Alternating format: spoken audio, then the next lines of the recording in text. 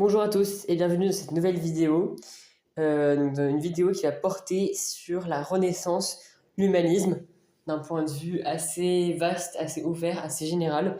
On va parler un petit peu tant l'aspect historique, littéraire, philosophique, etc., même scientifique un petit peu avec les progrès techniques, etc., les sciences naturelles.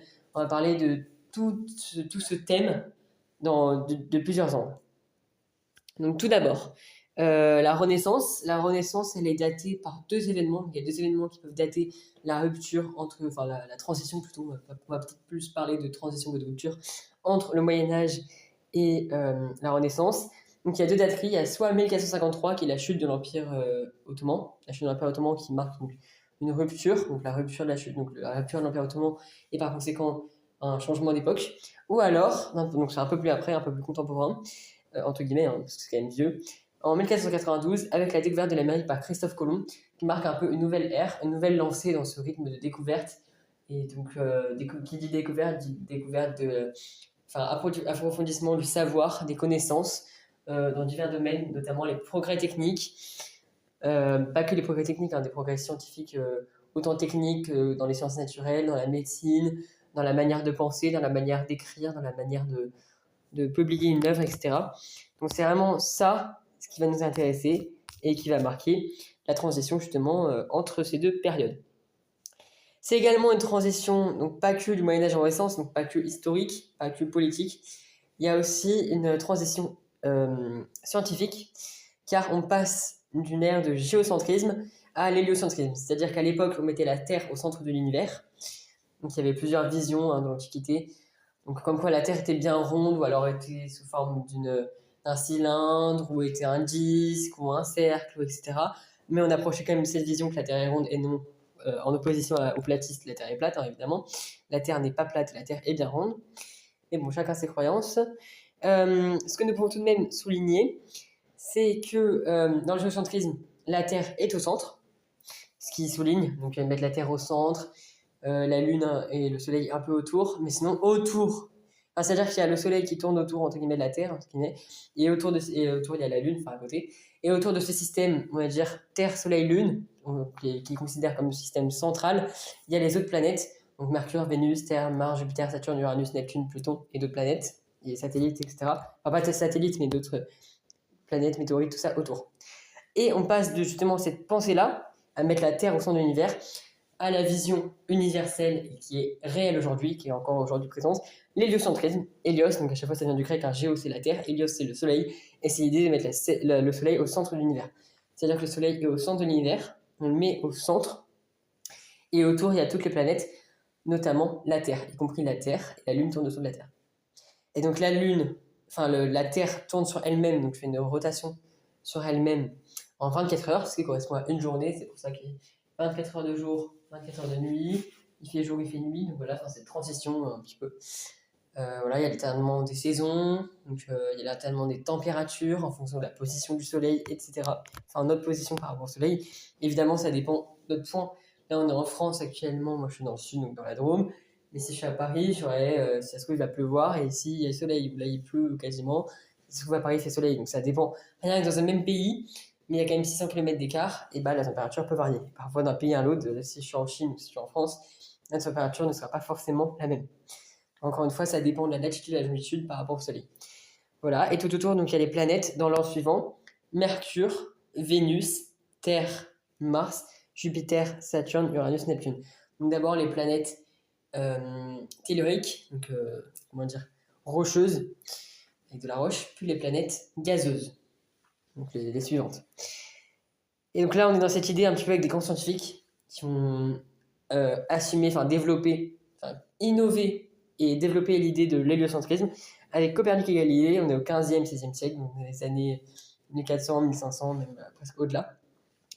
Et donc, il y a une citation qui est assez connue, c'est: l'univers serait une sphère infinie dans le centre, et partout est la circonférence nulle part. Une des citations. Et donc, il y a trois parties, un petit peu trois grands thèmes qu'on pourrait souligner dans cet humanisme. Il y a l'humaniste, donc les humanistes à l'époque, donc c'est ceux qui savaient traduire les langues mortes et qui s'intéressaient aux humanités. Donc humanité, humain, c'est toute cette idée autour de l'homme. pour ça qu'on parle d'humanisme. L'héliocentrisme, donc c'est la Terre qui tourne autour du Soleil, et donc dans la Terre, il y a qui? Il y a les hommes, la Terre des hommes. On peut aussi créer des parallèles avec la religion. Et il y a aussi, voilà, s'intéresser aux langues mortes telles le latin et le grec, notamment le grec pour la définition du géocentrisme. Géo, ça vient du grec, qui est une langue morte, et hélios également, ça vient du grec, qui est également une langue morte. Donc voilà, et les humanistes, comme Erasme, à cette époque, ont pour but un petit peu voilà, s'intéresser à l'homme. Ils écrivent des essais où voilà, ils développent un peu leurs thèses, leurs idées sur un renouveau mondial, un renouveau de l'homme, et notamment ils parlent aussi de l'homme avec la découverte des cultures. Il y a aussi Montaigne, hein, qui a fait l'objet d'une vidéo précédente et qui va encore faire l'objet de cette vidéo, enfin en partie, qui est un grand humaniste et qui a écrit des essais voilà, sur les découvertes, où il critiquait l'arrivée des Européens avec leurs réactions, enfin leurs actions-réactions déjà posées, et leurs pensées déjà planifiées, alors que normalement quand on découvre une culture, on est là pour apprendre et non pas arriver avec ses idées déjà forgées. Bon, je ne vais pas revenir en arrière, mais c'est ce qu'on avait développé dans une des vidéos précédentes. Donc voilà, donc ça s'intéresse vraiment à l'homme, l'homme dans sa réaction, l'homme dans sa réflexion, l'homme dans sa pensée. Et il y a vraiment une nouveauté voilà, dans la manière de penser, dans la manière d'agir, dans la manière de vivre, dans tous les domaines scientifiques, littéraires, tous les domaines politiques, géopolitiques, entre guillemets, de l'époque, qui sont innovés, enfin repensés, recréés, régénérés par des humanistes, comme j'ai cité Montaigne, Erasme, mais il y en a plein d'autres. Autre point, donc les grandes découvertes, avec celle notamment de Christophe Colomb en 1792, la découverte de l'Amérique. Il pensait avoir découvert l'Inde, mais il a découvert l'Amérique. Celui qui a vraiment découvert l'Inde, c'est Fernand de Magellan. Et oui, c'est Fernand de Magellan et pas Ferdinand, parce que je crois que dans une des vidéos précédentes, j'avais dit Ferdinand de Magellan, alors que c'est bien Fernand Magellan. Et donc lui, il a réussi à découvrir l'Inde en passant par le sud de l'Afrique, en contournant l'Afrique, mais par le sud, justement au sud de l'Afrique du Sud, c'est le cas de le dire, en contournant et en arrivant effectivement en Inde. Et donc toutes ces découvertes apportent déjà un renouveau géographique. On apprend à découvrir le monde, mais d'un point de vue global. On apprend aussi au-delà d'un point de vue juste touristique. On apprend des nouvelles cultures. Donc il y a des nouvelles cultures, des nouvelles culture dans tous les sens, donc culture culinaire, la manière de cuisiner, culture économique, la manière de se ressourcer, comment ils fonctionnent, comment ils gagnent de l'argent, culture religieuse, quelles sont leurs religions, quels sont leurs rites, etc. Culture même, d'un point de vue plus simple et plus global, culture quotidienne, leur manière de vivre dans l'ensemble, leur manière de leur progrès technique, leur manière de s'habiller, leur manière de travailler, justement quels sont leurs travaux, etc.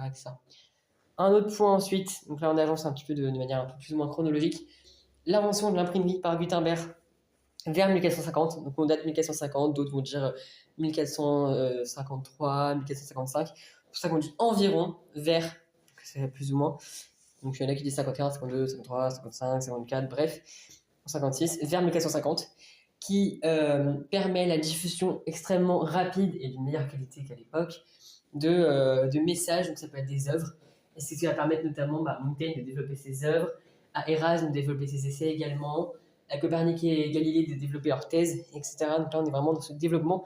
Et donc, c'est un renouveau. Et là, c'est renouveau au niveau des progrès techniques.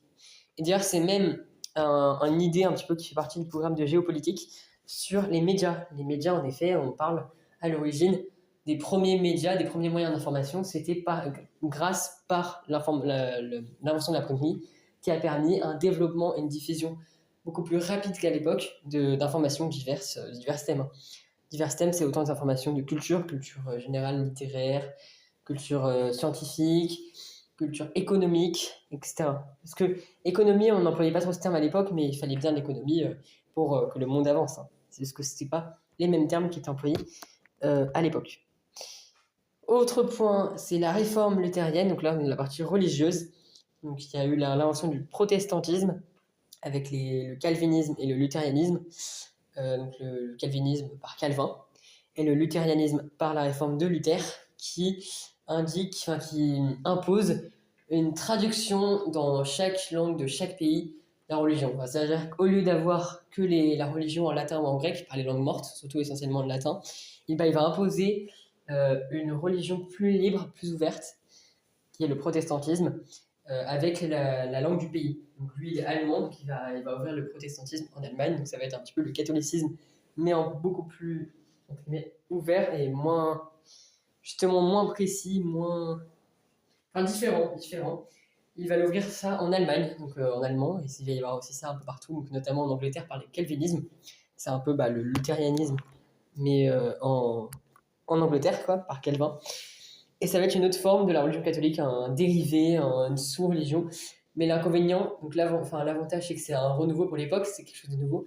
L'inconvénient, c'est que ça va pas plaire à tout le monde, parce qu'il y en a qui avaient leurs habitudes avec la religion, premièrement. Deuxièmement, ça change l'histoire. Bon, évidemment, il faut des changements, mais aussi radicaux, c'est voilà. Et ensuite, quand on regarde encore la religion protestante actuelle, la différence, c'est qu'il y a beaucoup moins d'objets religieux, etc. Donc au moins, c'est plus dirigé sur la société. Par exemple, il y a autant des hommes et des femmes qui peuvent devenir pasteurs, et il y a pas de... Enfin, les pasteurs peuvent se marier, etc. Parce que les prêtres, c'est que des hommes, ils ne peuvent pas se marier dans la religion catholique. Donc évidemment, dans le protestantisme, il y a plus de liberté. Néanmoins, ça différencie un petit peu les religions, et ça a créé un petit peu un dérivé. Donc voilà. Et il va y avoir aussi des guerres, des conflits, ça c'est d'un point de vue politique, géopolitique et militaire, avec les religions, avec notamment les guerres de religion, les massacres de la Saint-Barthélemy. Voilà. Ensuite, autre information, il y a l'édit de Villers-Cotterêts en 1539 qui impose la langue française par l'empereur François Ier. Voilà. Et un nouveau genre littéraire apparaît à cette époque, par les grandes découvertes, qui se développent, qui se diffusent massivement grâce à l'invention de l'imprimerie et face à tous les événements politiques et histoire, c'est le carnet de voyage qui se centre sur la découverte d'un point de vue général, la découverte culturelle, comme j'ai dit, culinaire, politique, économique, sociale, de tous les points de vue des autres pays. Donc, par exemple, il va y avoir les carnets de voyage de Bougainville, comme on va le voir juste après. Il va y en avoir plein d'autres, ceux de Christophe Colomb. Il va y avoir plein d'auteurs. Donc, par exemple, Christophe Colomb, il a écrit un texte sur la découverte de l'Amérique, dans lequel il analyse un petit peu le point de vue... il constate un petit peu le point de vue de son équipe, donc des colons américains, et surtout il analyse un petit peu la manière de vivre de ceux qui vont coloniser, donc des colonies, donc des terres étrangères. Il constate, donc voilà, il effectue un constat. Si vous voulez, je peux lire l'extrait. Donc c'est Christophe Colomb, à la découverte de l'Amérique. Christophe Colomb écrit à son protecteur Louis de Santangel, trésorier des souverains espagnols, qui l'a aidé dans son projet. Donc je lis tout le texte. Comme ça, vous pourrez comprendre. Après, je vous laisserai interpréter, comme ça vous laisse un petit peu aussi faire le travail. Mais je vous lis un petit peu comment il écrit. Alors, je commence. Les gens de cette île et de toutes les autres que j'ai découvertes et dont j'ai eu connaissance vont tout nus, hommes et femmes, comme leurs mères les enfantent, quoique quelques femmes se couvrent un seul endroit du corps avec une feuille d'herbe ou un fichu de coton, qu'à cet effet elles font. Ils n'ont ni fer, ni acier, ni armes, et ne sont point faits pour cela. Non qu'ils ne soient bien gaillards et de belle stature, mais parce qu'ils sont prodigieusement craintifs. Ils n'ont d'autres armes que les roseaux lorsqu'ils montent en graines, et au bout desquels ils fixent un bâtonnet aigu. Encore n'osent-ils pas en faire usage, car maintes fois, il m'est arrivé d'envoyer à terre 2 ou 3 hommes vers quelques villes pour prendre langue. Donc langue, c'est prendre contact. Ces gens sortaient innombrables, mais dès qu'ils voyaient s'approcher mes hommes, ils fuyaient au point que leur père n'attende pas le fils. Et tout cela non qu'on eût fait mal à aucun, au contraire, en tout lieu où je suis allé et où j'ai pu prendre la langue, je leur ai donné de tout ce que j'avais, soit du drap, pas du droit, des draps, soit beaucoup d'autres choses, sans recevoir quoi que ce soit en échange, et parce qu'ils sont craintifs sans remède. Il est vrai que, lorsqu'ils sont rassurés et ont surmonté cette peur, ils sont à un tel point dépourvus d'artifice et si généreux de ce qu'ils possèdent que nul ne les croirait, à moins de ne l'avoir vu. Quoi qu'on leur demande de leur bien, jamais ils ne disent non. Bien plutôt invitent-ils la personne et lui témoignent-ils tant d'amour qu'ils lui donneraient leur cœur. Que ce soit une chose de valeur ou une chose de peu de prix, quel que soit l'objet qu'on leur donne en échange et quoi qu'il vaille, ils sont contents. Je défendis qu'on leur donnât des objets aussi misérables que des tessons d'écuelles cassées, des morceaux de verre ou de pointes d'aiguillettes, quoique lorsqu'ils pouvaient obtenir de telles choses, il leur semblait posséder les plus précieux joyaux du monde.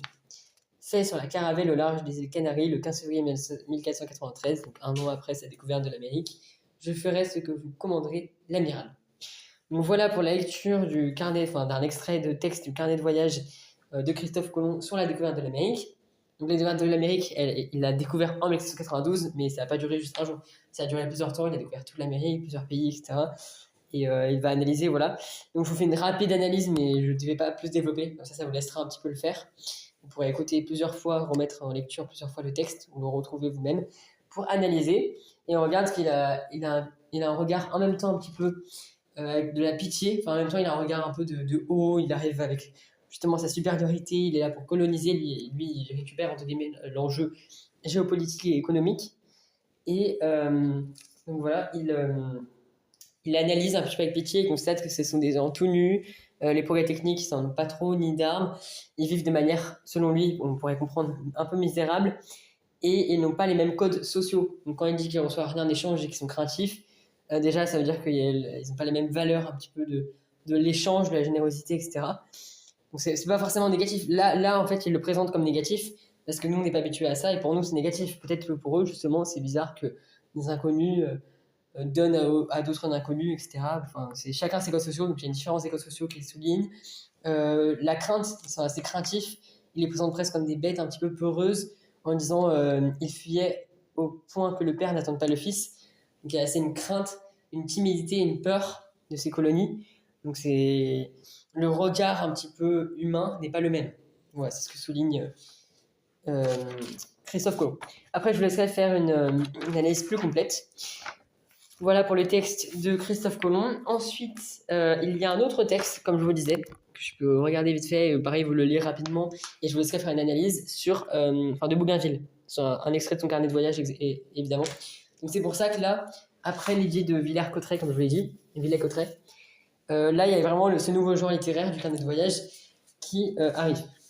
Donc voilà, j'ai retrouvé le texte de Bougainville, je vais vous le lire. Donc je cite, ça s'appelle « Une rencontre prometteuse de Bougainville ». Donc je lis. Après avoir longé un ensemble d'îlots habités mais inabordables, Louis-Antoine de Bougainville parvient à mouiller sa frégate, la Boudeuse, dans la baie de Matavai, à Tahiti, le 2 avril 1768. Le 4 avril au matin, des hommes viennent à sa rencontre. Nous courions à pleine voile vers la terre, présentant au vent de cette baie, lorsque nous aperçûmes une pirogue qui venait du large et voguait vers la côte. Se servant de sa voile et de ses pagaies, elle nous passa de l'avant et se joignit à une infinité d'autres qui, de toutes les parties de l'île, accouraient au-devant de nous. L'une d'elles précédait les autres. Elle était conduite par 12 hommes nus qui nous présentèrent des branches de bananier et leur démonstration attestait que c'était là le rameau d'olivier. C'est un peu une métaphore avec le rameau d'olivier, un petit peu c'est un peu la plante entre guillemets de Jésus. Donc c'est une plante un peu royale, assez symbolique, assez luxueuse, assez émerveillante, brillante, qui fait référence d'un point de vue religieux, enfin dans la religion catholique, à Jésus. Donc voilà. Nous leur répondîmes par tous les signes d'amitié dont nous pûmes nous aviser. Alors ils accostèrent le navire, et l'un d'eux, remarquable par son énorme chevelure hérissée en rayons, nous offrit avec son rameau de paix un petit cochon et un régime de bananes.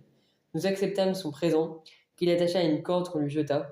Nous lui donnâmes des bonnets et des mouchoirs, et ses premiers présents furent le gage de notre alliance avec ce peuple. Bientôt plus de 100 pirogues de grandeurs différentes, et toutes à balancier, environnèrent les deux vaisseaux. Elles étaient chargées de coco, de bananes et d'autres fruits du pays. L'échange de ces fruits délicieux pour nous contre toutes sortes de bagatelles se fit avec bonne foi, mais sans qu'aucun des insulaires voulût monter à bord. Il fallait entrer dans leur pirogue ou montrer de loin les objets d'échange. Lorsqu'on était d'accord, on leur envoyait au bout d'une corde un panier ou un filet.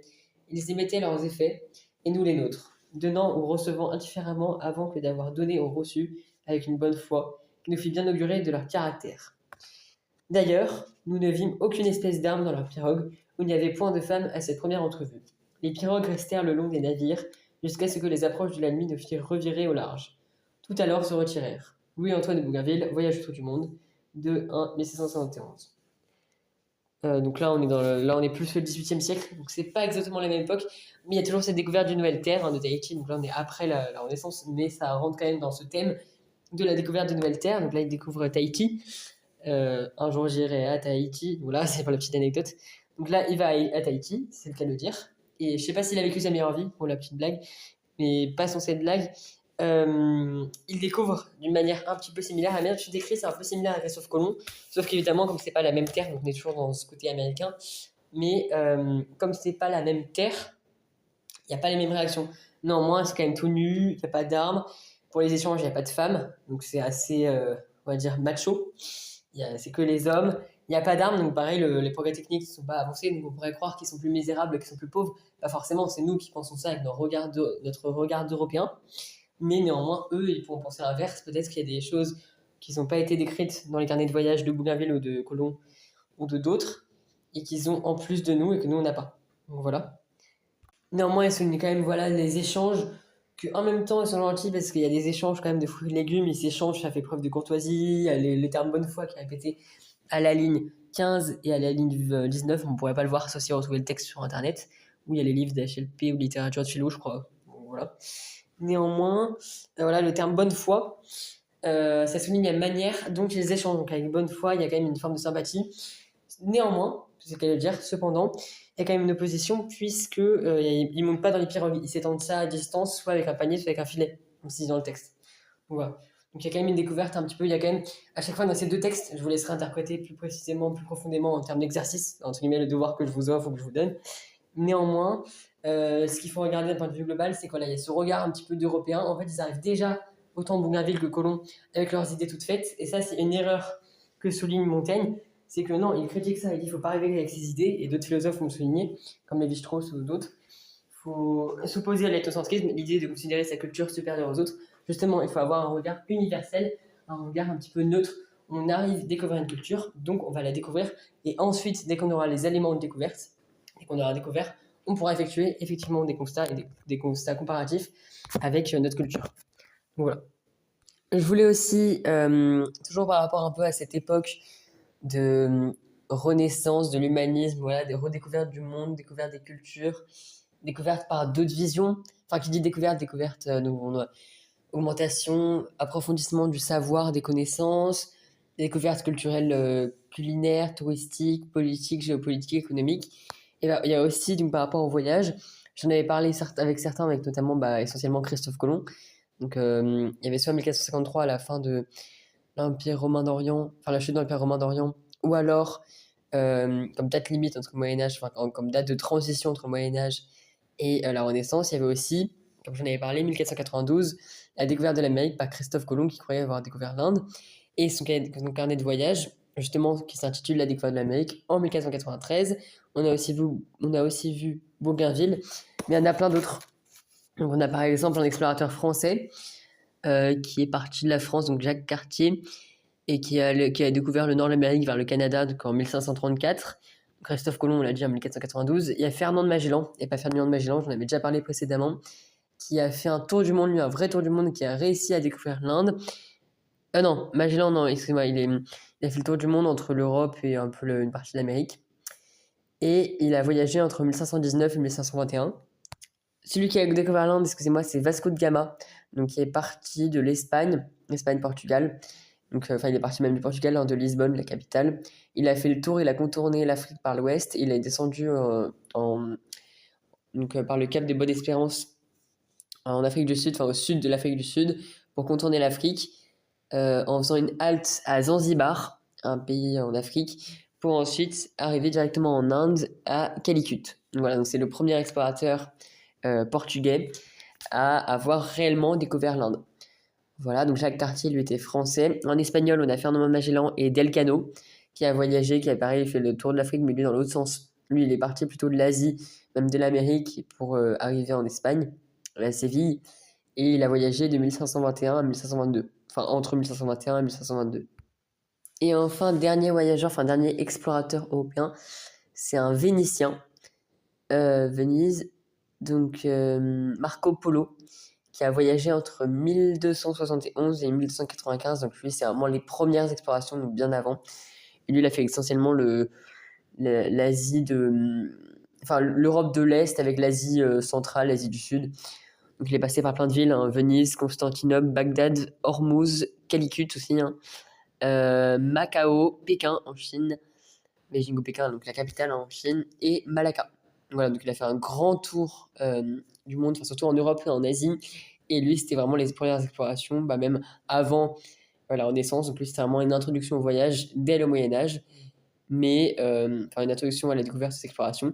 Et ça s'est développé ensuite, essentiellement par l'arrivée de Christophe Colomb, par sa première exploration en 1492, qui est une des dates clés qui marque la transition, voilà, comme je l'avais dit précédemment, comme je l'ai répété plusieurs fois, entre Moyen-Âge et la Renaissance. Il y a aussi 1453, comme je l'ai dit, hein, la chute de l'Empire romain d'Orient, mais c'est deux dates clés. Mais généralement, comme on parle d'une idée de découverte, on peut plus dater un peu plus tard, vers quasiment 1500, avec la découverte de Christophe Colomb. Après, ça dépend. Voilà, et une autre information d'un point de vue culturel, donc il y a une œuvre de Henri Bruckner, réalisée, peinte en 1855, qui date de 1855 dans le sens de la création, mais où il peint le mariage de Pocahontas, donc une femme de l'époque des grandes découvertes, de 1595, donc on est fin 16e, début 17e siècle. Donc voilà, donc pareil, qui marque un petit peu la découverte de culture, etc. On est toujours dans cette idée de conquête, reconquête, idée de thème de colonie, thème de mariage, le thème de mariage dans les colonies, par le principe de colonisation, par les découvertes, etc. Et donc là, on est vraiment dans une idée essentiellement de l'Europe. On se centre sur l'Europe, les voyages qui partent ou qui viennent d'Europe. Et l'Europe qui, à cette époque, joue un rôle mondial, alors qu'aujourd'hui, c'est les États-Unis. Aujourd'hui, c'est l'Amérique. Aujourd'hui, c'est l'Asie. Alors qu'à l'époque, l'Europe, c'était vraiment l'Europe des Lumières, ou même juste avant. L'Europe qui a débuté par ses voyages et l'Europe des Lumières, c'était vraiment le continent majeur, le continent mondial, avec les plus grandes avancées techniques, technologiques, scientifiques, économiques, politiques, etc. C'était vraiment une grande avancée, un grand continent. Et notamment qu'il y avait plein de colonies un peu partout dans le monde. Et maintenant, c'est plus le cas. Donc voilà, on voit vraiment cette transition entre les époques, entre les pays, entre les différentes évolutions, etc. Donc voilà. Et aussi, je voulais rajouter quelques dates clés vraiment importantes. Donc d'une part, je vais faire dans un premier temps la vie politique, puis ensuite la vie artistique et littéraire. Donc pour la vie politique, en 1453, il y a la fin de l'Empire romain d'Orient. Entre 1461 et 1483, il y a le règne de Louis XI qui renforce l'autorité royale. En 1492, il y a la découverte de Christophe Colomb, comme je l'ai dit précédemment, et pareil pour 1453, par Christophe Colomb. Entre 1515 et 1547, donc 1515, il y a la bataille de Marignan, et ce qui donne suite au règne, qui est la conséquence, c'est donc l'arrivée du règne de François Ier, de l'arrivée de François Ier au pouvoir, qui est un roi emblématique de la Renaissance, donc il est roi entre 1515 et 1547, donc pendant 32 ans, et il favorise le développement des arts et des lettres. Donc à cette époque, la culture, notamment artistique et littéraire, on va le voir après avec d'autres dates plus importantes, est essentiellement développée, se développe et joue un rôle important.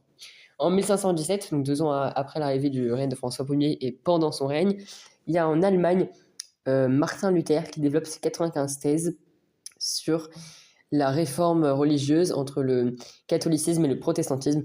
Donc lui, il défend le protestantisme, donc c'est la religion qu'il impose, qui va se lier au calvinisme pour les Anglais, Calvin, qui s'oppose au catholicisme, qui offre une vision d'une religion plus ouverte, avec moins de culte, plus de liberté, et une autre forme de la religion, qui contient donc, notamment moins de culte, plus de liberté, les hommes et les femmes peuvent être pasteurs, donc peuvent célébrer, il y a moins d'objets religieux, etc.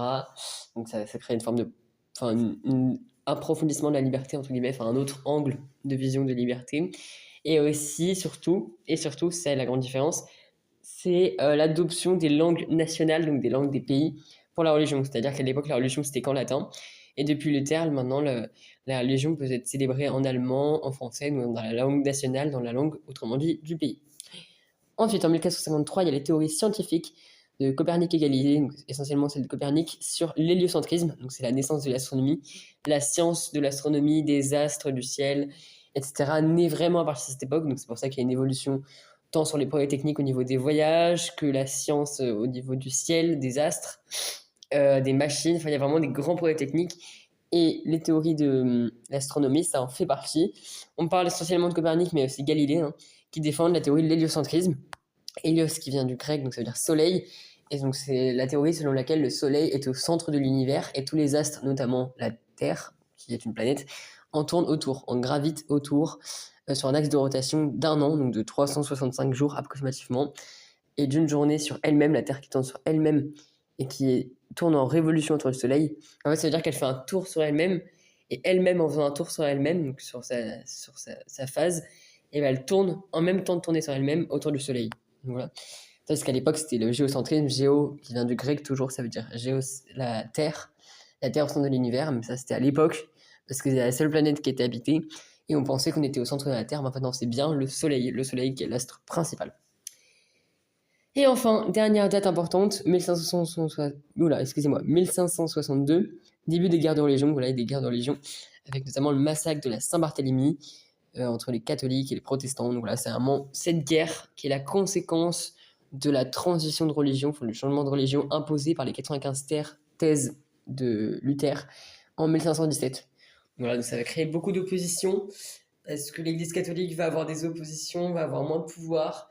Et entre guillemets, on pourrait dire, on va avoir pas des clients, mais plutôt des fidèles qui vont devenir entre guillemets infidèles, enfin qui vont se convertir au protestantisme. Et du coup, ça va être vraiment une source de conflit. Donc voilà. En soi, c'est vrai que les théories de Copernic et un petit peu les thèses, enfin, dans la vie politique, tout ce qui est historique et les découvertes, etc., presque même les découvertes, on aurait pu le mettre dans la partie un peu artistique ou scientifique, pareil pour Copernic, mais on les place dans la vie politique parce que ça a révolutionné et ça a vraiment joué un rôle clé dans le gouvernement, dans la vie politique à cette époque.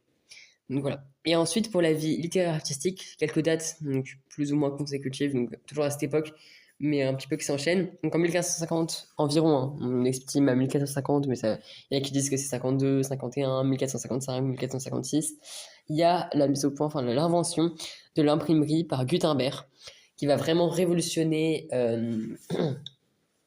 ça va révolutionner un petit peu le développement de l'écriture, cet art un peu d'écrire, de transmettre. Et notamment, en comparaison avec le programme des GSP, ça va créer un lien avec les médias. C'est-à-dire que les médias se développent à partir de cette époque-là, puisque avec l'invention de l'imprimerie, on peut développer beaucoup plus de livres, beaucoup plus rapidement, et les transmettre plus rapidement, en plus grande quantité, et partout dans le monde, enfin à travers le monde, plus rapidement, en plus grande quantité. On peut transmettre plus d'informations et plus vite. C'est ça qui est vraiment bien, donc c'est vraiment une grande révolution, et c'est notamment un progrès technique, parce que c'est quand même conçu, enfin, il faut quand même mettre à l'origine que c'est une machine. Donc, il y a quand même un côté technique, une révolution technique en cette machine. Et ça qui est très important et très impressionnant depuis cette époque. Voilà, à l'époque, il y avait quelques écrits, mais c'était la vieille encre et c'était très compliqué et c'était très rare et c'était valait très cher. Et depuis l'imprimerie, ça s'est beaucoup développé, moins cher, plus vite, plus loin. On pouvait écrire beaucoup plus, 30 mètres beaucoup plus, et surtout à travers le monde, c'est ça qui est le plus important. Voilà, ensuite en 1509, donc là on arrive dans la partie vraiment littéraire avec plein d'artistes, notamment Erasme, qui, qui compose l'éloge de la folie, dans lequel il expose des idées de réforme qui se joignent un petit peu à la réforme de Luther. Une citation aussi que nous pouvons, connaître, qui est bien à connaître, celle de Erasme, c'est, je cite, « Les hommes sont formés par l'éducation et non par la naissance ». Donc à cette époque, il y a vraiment l'idée du développement de l'homme. Et cette citation veut dire que c'est pas en naissant qu'on est d'emblée, qu'on a le caractère inné, le pouvoir inné, le don inné d'être fort, d'être intelligent et de tout connaître. C'est par l'éducation, c'est en apprenant qu'on acquiert des connaissances, des cultures. Donc là, quand je vous apprends quelque chose par les vidéos, plus ou moins, hein, que je vous apprends, que je vous fais réviser ou découvrir peut-être pour certains, d'autres c'est juste un rappel, d'autres c'est évident. J'offre ce savoir, entre guillemets, et ça permet d'instruire et d'apprendre à avoir un nouveau regard sur le monde. Cette vidéo peut, enfin j'espère en tout cas, ou c'est un peu le message en tout cas néanmoins que je veux souligner, à voilà, transmettre cette idée qu'il faut penser par soi-même et découvrir le monde par soi-même. Il faut servir des connaissances qu'on a, des connaissances qu'on reçoit de nos parents, de nos amis, de nos professeurs, de nos collègues, etc. Il faut qu'on s'en serve, mais aussi qu'on ajoute à cela nos propres découvertes pour avoir vraiment des connaissances solides dans tous les domaines et être très fort. Et il ne faut pas que se reposer sur les autres, il ne faut pas que se reposer sur la connaissance des autres, il faut se reposer sur ce que les autres nous ont appris, parce qu'évidemment, il faut toujours apprendre des choses, mais ensuite se baser sur notre propre expérience, sur notre propre vision, en allant nous-mêmes à l'aventure, en allant nous-mêmes découvrir les choses, découvrir le monde nous-mêmes. Donc je ne dis pas partir tout de suite, prendre un avion et faire le tour du monde et tout découvrir pieds nus, qui au risque et péril d'aller dans les pays dangereux, de se faire tuer, mais plus voilà, essayer de chercher, faire des recherches dans des livres, lire des livres, regarder des films, faire des recherches sur Internet, s'instruire en écoutant des vidéos comme je vous fais un petit peu, ou en regardant, et aussi s'instruire en faisant l'expérience scientifique et l'expérience on peut les faire à la maison ou dehors, des expériences de la nature, de la littérature, en testant, en goûtant à la littérature, en écrivant, en s'entraînant. Il y a plein de manières de goûter et de découvrir le monde, enfin de goûter à la vie, de découvrir le monde, dans divers domaines, hein, que ce soit culinaire, enfin culturel dans le sens culinaire, artistique, scientifique, littéraire, technologique, etc., informatique. Mais voilà, c'est ça qu'il faut inviter, c'est se servir des connaissances qu'on nous offre pour aller de l'avant et découvrir nous-mêmes le monde. Donc c'est vraiment ça. En fait, les cours d'histoire, ça paraît banal dit comme ça, on se dit c'est la vieille époque, on s'en fout, c'est plus notre époque, je le dis de manière très familière. Mais en fait, il faut s'en servir parce que ces ancêtres qui ont laissé des traces, c'est une introduction, c'est une aide à l'avenir. Et nous, on va se servir de ces connaissances pour nous-mêmes découvrir notre propre monde à notre propre époque, pour ensuite laisser des traces pour les suivants et ainsi de suite. Et c'est ça la vie. Voilà, donc je fais une petite parenthèse un petit peu philosophique, entre guillemets, et importante dans la vie, quoi. Je reviens donc en tout cas, donc je reviens donc à la suite de la vidéo avec toujours dans la vie littéraire et artistique avec un autre écrivain, Machiavel, qui publie je cite, Le Prince, qui est un traité de gouvernement fondateur des sciences politiques. Donc c'est un peu le début des Sciences Po, donc de Sciences Po, des sciences politiques de cette époque, où là, elle parle un petit peu de la manière dont un prince doit se comporter, dont un prince doit gouverner. Donc c'est un petit peu des conseils, c'est un peu les conseils pour gouverner pour un roi, quoi. Voilà, ensuite donc là c'est le plus grand artiste, autant, donc lui c'est un artiste, qu'elle le dire, dans tous les domaines, autant littéraire, artistique, scientifique, notre cher Léonard de Vinci, appelé auprès de François Ier, qui devient le premier peintre, ingénieur et architecte du roi. Donc c'est en même temps un artiste, hein, il est peintre, il est sculpteur aussi, enfin architecte, mais il est aussi écrivain, il va écrire des textes en rapport avec tout ce qu'il publie comme œuvre, pour parler de ses œuvres, et même des essais, un petit peu de quelques essais, des formes littéraires d'essais, mais aussi des grandes machines, hein. Si vous allez au Clos Lucé, donc c'est une visite que je vous conseille, donc c'est dans le Loiret, dans le département du Loiret, ou dans ce coin-là, Loiret-Cher, enfin dans la région Centre-Val-de-Loire, il y a son château, le Clos Lucé, dans lequel il y a toutes ces inventions, il y a le premier compteur kilométrique, les premiers avions, les premières machines, et c'est vraiment impressionnant. Et il y a aussi le côté un peu littéraire, historique, avec toutes ces œuvres architecturales, artistiques, donc au niveau de peinture, dessin, etc. Ces schémas, ces plans, c'est aussi des œuvres d'art, hein, les plans, mais aussi ses essais un petit peu sur la vie et aussi sur ses machines, parce que autant les dessins, donc les schémas qu'il fait, les plans, et autant les textes sur ses œuvres, ça reste des œuvres littéraires artistiques. Voilà, c'est un grand artiste, très important, et généralement, quand on dit Renaissance, généralement, on met tout de suite égal Léonard de Vinci. C'est une grande référence. Et petite anecdote, ça se lie au réseau Vinci Autoroute, Léonard de Vinci a donné son nom à Vinci Autoroute, puisque Vinci Autoroute, ça fait preuve des technologies sur les autoroutes, ils ont mis beaucoup de machines, ils sont très réputés, c'est l'autoroute principale, bon, il y a aussi APRR et ARA, mais c'est essentiellement Vinci Autoroute qui domine, et c'est grâce à Léonard de Vinci, toutes ces inventions, qui a donné son nom à l'autoroute, parce que l'autoroute fait preuve de modernité, de technologie, en tout cas cette compagnie autoroutière. Et notamment, comme je l'avais dit, hein, Léonard de Vinci a inventé le compteur kilométrique, etc., tout ce qui se lie au domaine de l'automobile. Il a créé les premières machines roulantes, etc., le compteur kilométrique, etc. Et ça se lie voilà, au champ de la route, au champ de la voiture, au champ de l'autoroute. Donc voilà. Ensuite, donc on continue toujours la littérature. Il y a Rabelais qui a écrit Gargantua et Pantagruel, donc essentiellement Pantagruel en 1532, qui est un récit humoristique qui développe la pensée humaniste de l'auteur. Donc je vous lis un petit peu ces petits résumés qui sont très bien faits et qui expriment réellement la pensée de l'auteur, du moins ce qu'il a voulu souligner. Ça résume un peu ses idées.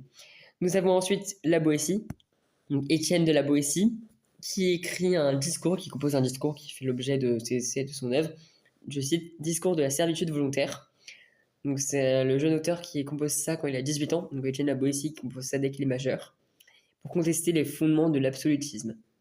Donc là, ce texte, ça fait partie de la vie littéraire, mais on aurait pu le mettre dans la vie poétique, dans le sens, tout comme Le Prince, hein, de Machiavel, où tous deux donnent des conseils ou apportent leurs pensées apportent leur témoignage un peu politique sur un côté politique de la vie à cette époque. Et ensuite, deux derniers auteurs, donc il y a Jean de Léry en 1578, 1578, 1578 pour répéter, parce qu'il faut bien que j'articule, c'est vrai, qui écrit avec Histoire d'un voyage fait en la terre du Brésil. Donc ça, c'est son œuvre, Histoire d'un voyage fait en la terre du Brésil. Donc il a voyagé en Brésil, qui offre le récit d'un voyage d'un protestant qui partage la vie des Tupinambas. Donc Tupinambas, c'est les habitants, hein, c'est les colonisés, les futurs colonisés entre guillemets. Et il offre, voilà, c'est encore à l'époque le genre du récit de voyage qui prend naissance et qui se développe. Et notamment ce qui fait l'objet de l'œuvre de Jean de Léry, hein, qui parle un petit peu des récits de voyage en cette époque.